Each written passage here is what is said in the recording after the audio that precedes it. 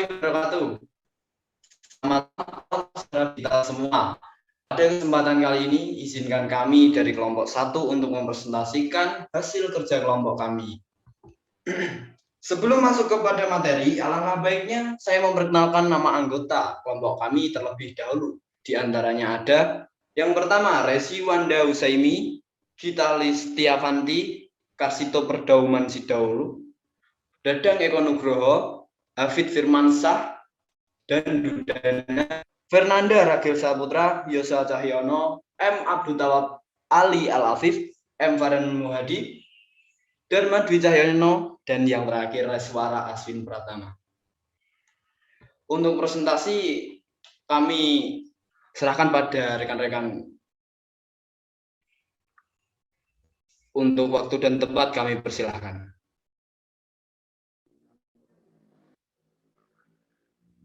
Apa pengertian Al-Quran secara harfiah? Al-Quran yang berasal dari Arab, yang kata kerjanya adalah qara'a, yaqra'u, yang berarti membaca, jadi Quran berarti bacaan. Next. Selanjutnya pengertian Al-Quran menurut istilah. Jadi Al-Quran menurut istilah adalah firman Allah Subhanahu wa taala yang disampaikan oleh malaikat Jibril dengan redaksi langsung dari Allah Subhanahu wa taala kepada Nabi Muhammad SAW, dan yang diterima oleh umat Islam dari generasi ke generasi tanpa ada perubahan sama sekali. Lalu yang selanjutnya adalah pengertian Al-Quran menurut karakteristik. Yang pertama adalah Al-Quran adalah firman Allah. Yang kedua, Al-Quran hanya diberikan kepada Nabi Muhammad SAW. Yang ketiga, Al-Quran merupakan sebuah mukjizat. Yang keempat, diriwayatkan secara mutawatir. Dan yang kelima, ketika kita membaca Al-Quran, kita akan mendapatkan amal ibadah sebagai catatan di akhir.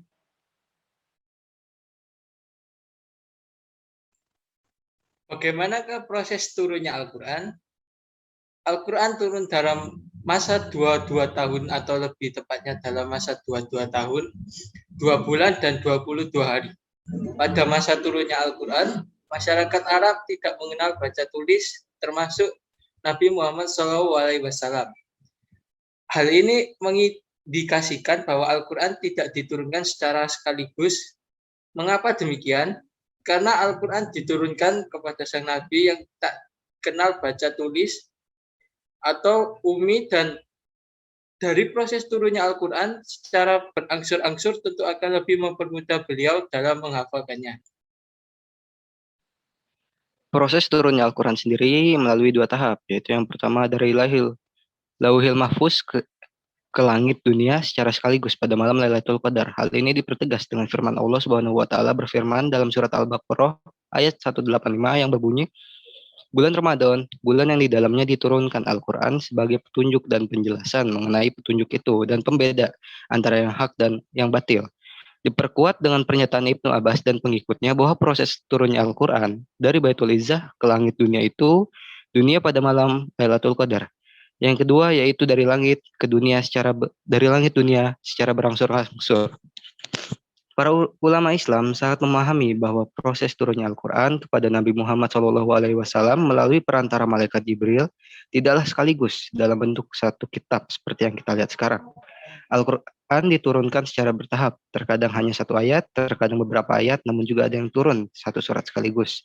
Proses turunnya Al-Quran dari langit dunia ke bumi menurut satu riwayat Al-Quran diturunkan dalam kurun waktu 22 tahun, 2 bulan, 22 hari, yaitu dari malam 17 Ramadan saat Nabi Muhammad berusia 40 tahun sampai dengan 9 Zulhijjah pada waktu Haji Wada saat Nabi Muhammad berusia 63 tahun, 10 Hijriah.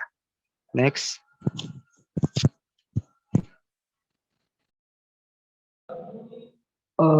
Macam-macam dan pengertian sumber hukum Islam. Yang pertama, Al-Quran.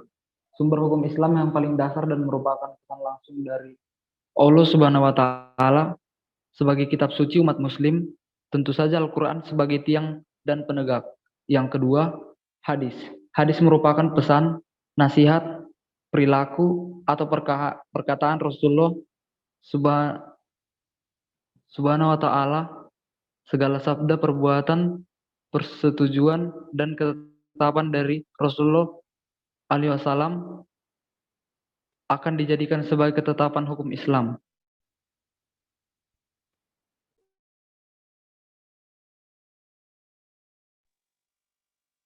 Yang ketiga yaitu ijma.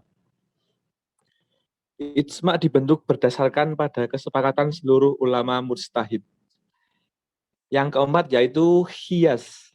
Apabila ditemukan permasalahan yang tidak ditemukan solusi di Al-Quran, hadis, ijma, maka dapat ditemukan dalam qiyas. Selanjutnya, bagaimana kedudukan Al-Quran?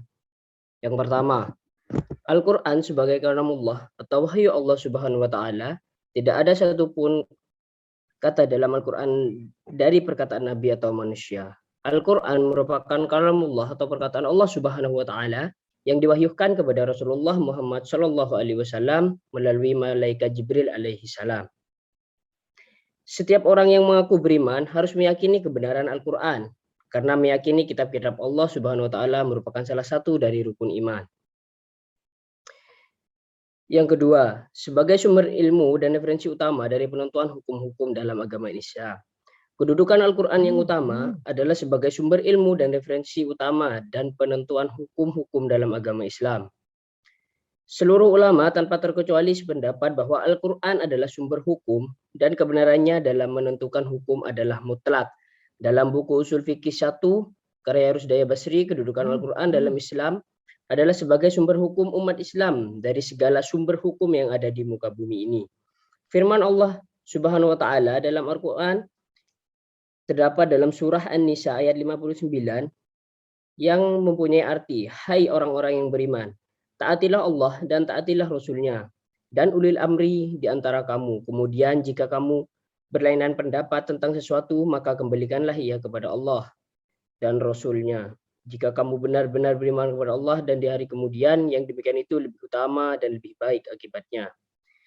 Yang ketiga, acuan dalam pedoman hidup seluruh manusia. Al-Quran sebagai acuan dalam pedoman hidup seluruh umat manusia, sehingga seluruh masalah yang dihadapi oleh manusia harus diselesaikan sesuai tuntunan Al-Quran. Yang keempat, acuan kebenaran yang abadi dan terjaga keasliannya. Yaitu di sini Al-Quran memang sudah terjamin keasliannya dari sejak zaman dahulu, dari awal, dari turunnya Al-Quran sampai sekarang masih terjaga keasliannya.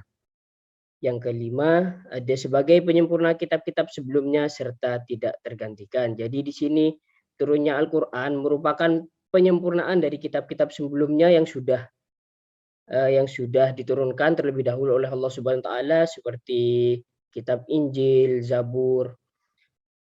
Dan di sini sifat Al-Quran itu tidak tergantikan karena merupakan kitab terakhir yang diturunkan oleh Allah Subhanahu wa Ta'ala. Yang terakhir, Al-Quran sebagai kitab berita dan kabar, yaitu kabar yang dibawa oleh Rasulullah Shallallahu Alaihi Wasallam untuk disebarkan kepada umatnya, yaitu umat manusia.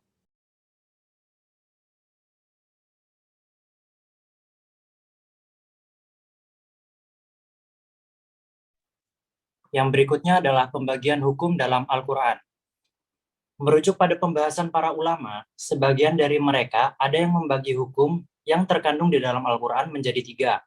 Sebagaimana pernyataan Wahbah Zulaili di dalam kitab Ushul Al-Fiqh Al-Islami, 3 hukum tersebut ialah hukum akidah, ialah sesuatu yang berkaitan dengan keyakinan manusia kepada Allah Subhanahu wa Ta'ala dan juga kepada malaikat, kitab, Rasul, serta hari akhir. Yang kedua ada hukum etika, adalah suatu perilaku yang berkaitan dengan kepribadian diri, di antaranya kejujuran, rendah hati, sikap dermawan, menghindari sifat-sifat buruk pada dirinya, seperti halnya dusta, iri, dengki, dan sombong. Saya lanjutkan, sebagian dari ulama sepakat dengan pembagian hukum Al-Quran tersebut, namun tidak berdasarkan pembagian yang sudah ada, melainkan dengan 3 bagian lain, yaitu tauhid, tazkir, dan hukum. Dari seluruh pembagian hukum di atas, menurut Hasbullah Talib, Secara umum, kandungan hukum dalam Al-Quran ada 5 bagian, di antaranya al-ahkam, al-i'tiqadiyah, yaitu suatu hukum yang berorientasi pada keimanan dan keyakinan. Yang kedua ada al-ahkam al-kulukiyah, yaitu suatu hukum yang berkenaan dengan akhlak. Yang ketiga ada al-ahkam al-kauniyah, yaitu suatu hukum yang berkenaan dengan alam semesta. Dan yang keempat ada al-ahkam al-ibariyah, yaitu suatu hukum yang berkaitan dengan peristiwa atau kejadian pada masa lalu dan dapat diambil pelajarannya, atau disebut ibrah. Yang terakhir ada al-ahkam al-syar'iyah, yaitu hukum-hukum yang mengatur perilaku dan perkataan mukallaf yang ditimbang dengan raca syariah. Berikutnya. Dari pembahasan di samping, bisa disimpulkan yang pertama, Al-Quran adalah kalam Allah Subhanahu wa Ta'ala dalam bentuk bahasa Arab yang disampaikan kepada Nabi Muhammad dengan perantara malaikat Jibril. Yang kedua, Al-Quran itu diturunkan kepada Nabi Muhammad adalah secara berangsur-angsur. Yang ketiga, ayat-ayat Al-Quran banyak yang bersifat umum, global, atau kuli kecuali dalam masalah-masalah ibadah. Yang keempat, para ulama memiliki perbedaan pendapat mengenai tahapan-tahapan turunnya Al-Quran. Namun, para ulama tetap setuju bahwa Al-Quran diturunkan secara berangsur-angsur.